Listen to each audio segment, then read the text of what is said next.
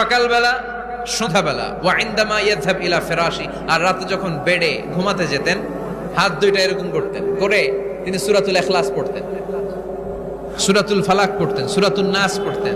এই তিনটা সূরা পড়তেন। এই তিনটা সূরাকে একসাথে বলে তিন কুল। কি বলে? কুল আস-সালাসা। কারণ এই তিনটা সূরার শুরুতে কুল আছে না নাই? তিন কুল পড়ে বিশ্বনবী হাতের মধ্যে ফু দিতেন। ফু দিয়ে মাথা থেকে শুরু করে মুছতে মুছতে মুছতে মুছতে পা পর্যন্ত মুছতেন, হাত মুছতেন, সারা দেহের যতটুকু সম্ভব বিশ্বনবী সারা দেহের মধ্যে এই তিন কুল পড়া হাত দুইটা দিয়ে সারা দেহের মধ্যে বিশ্বনবী হাত বুলিয়ে দিতেন, মেসেজ করে দিতেন কোন সুবহানাল্লাহ। সকালে, সন্ধ্যায়, আর রাতের বেলা বিছানায় গেলে। এটা protection from all the bad ice.